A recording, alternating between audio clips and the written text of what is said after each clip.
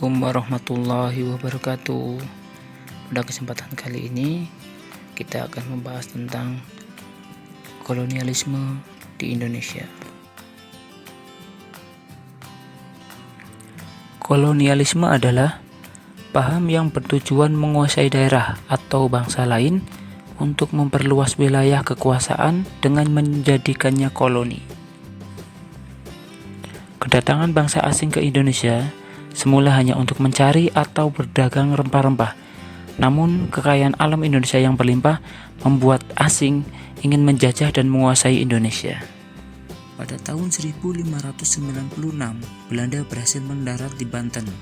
Pendaratan Belanda di Banten membawa para pedagang datang ke Indonesia. Banyaknya para pedagang pada akhirnya menimbulkan persaingan yang kurang sehat. Upaya meredam persaingan tersebut dibentuklah sebuah kongsi dagang yang bernama VOC pada 20 Maret 1602. VOC dibentuk atas saran Prins Maurits sebagai wali negara Belanda dalam Staten-Generaal atau parlemen. Apa tujuan pembentukan VOC? Pembentukan VOC ditujukan untuk menghindari persaingan di antara para pedagang Belanda. Selain itu, VOC dibentuk dengan tujuan yang pertama, membantu keuangan pemerintahan Belanda. Yang kedua, menyaingi pedagang-pedagang dari bangsa lain, terutama Prancis dan Inggris. Yang ketiga, memperkuat posisi sehingga dapat melaksanakan monopoli perdagangan. Yang keempat, menjalankan pemerintahan sebagai wakil pemerintahan Belanda di Hindia Timur. Gubernur Jenderal pertama VOC adalah Pieter Both. Kebijakan Pieter Both selama menjadi Gubernur Jenderal VOC adalah yang pertama, membangun pos perdagangan di Banten dan Maluku. Yang kedua, memasuki wilayah Jayakarta dan menjalin hubungan baik dengan penguasa Jayakarta, yaitu Pangeran Wijayakrama.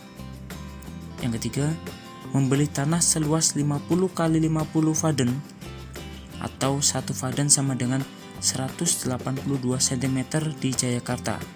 Tanah ini menjadi cikal bakal kota Batavia. Yang keempat, mengadakan perjanjian dan berusaha mempengaruhi penguasa di Maluku. Pada perkembangannya, VOC tidak hanya melakukan monopoli perdagangan di setiap wilayah yang dikuasainya, namun VOC juga berusaha mengatur kegiatan politik dan pemerintahan di wilayah tersebut. Dengan hak oktroy yang dimiliki, VOC dapat bertindak selayaknya sebuah negara. Tindakan VOC inilah yang menjadi akar kolonialisme dan imperialisme Belanda di Indonesia. Beberapa kebijakan yang diterapkan VOC untuk mendapatkan keuntungan secara ekonomi adalah sebagai berikut. Yang pertama, melakukan kontingenten, yaitu kewajiban rakyat membayar pajak berupa hasil bumi. Yang kedua, menerapkan verplichte leverantie, yaitu kewajiban rakyat menyerahkan pajak berupa hasil bumi di daerah yang tidak dikuasai oleh VOC.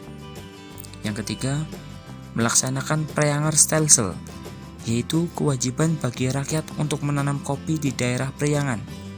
Yang keempat, menjalin kerjasama dengan pemerintah tradisional untuk mempermudah penaklukan wilayah-wilayah di Indonesia. Kekuasaan VOC. Verenigde Oost-Indische Compagnie atau biasa disingkat VOC, didirikan oleh para pedagang Belanda di Indonesia. Pemerintah Belanda memberikan hak oktroy atau hak istimewa kepada VOC. VOC menjadi kongsi dagang terbesar dan berhasil memonopoli perdagangan di seluruh Indonesia. Keuntungan dari VOC menjadi milik negara Belanda. Gubernur Jenderal yang pernah memimpin VOC yaitu Pieter Both dan Jan Pieter Zoon. Hak oktroy atau hak istimewa VOC. Yang pertama, memonopoli perdagangan. Yang kedua, membentuk angkatan perang. Yang ketiga, mengadakan perang dan menjajah.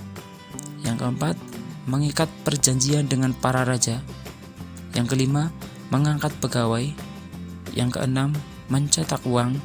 Dan yang ketujuh, memungut pajak. monopoli perdagangan yang dilakukan oleh VOC. Yang pertama, hak ekstripasi, yaitu penebangan rempah-rempah milik rakyat. Yang kedua, pelayaran hongi, yaitu untuk memberantas para penyeludup. Yang ketiga, perjanjian dengan para raja, sehingga para raja wajib menyerahkan hasil bumi kepada VOC. Yang keempat, kontingenten, yaitu penyerahan hasil bumi rakyat sebagai pajak.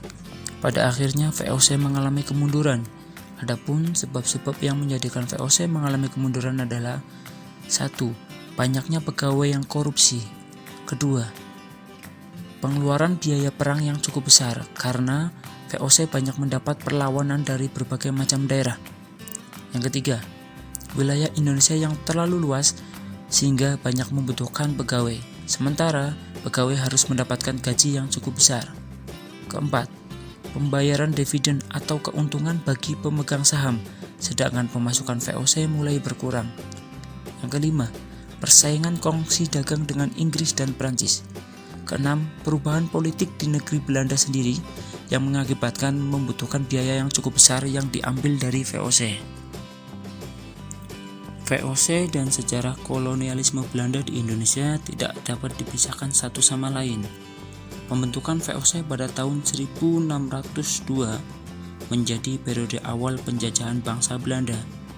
Selama hampir 2 abad, VOC telah mewariskan wilayah kekuasaan yang sangat luas. Pijakan politik yang dibangun oleh VOC di tanah jajahan itulah yang kemudian memudahkan pemerintah Belanda mengambil alih kekuasaan atas sebagian wilayah Indonesia.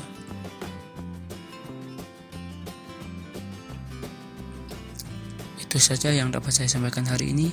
Bila ada kekurangan dan kesalahan, kami mohon maaf. Terima kasih. Wassalamualaikum warahmatullahi wabarakatuh.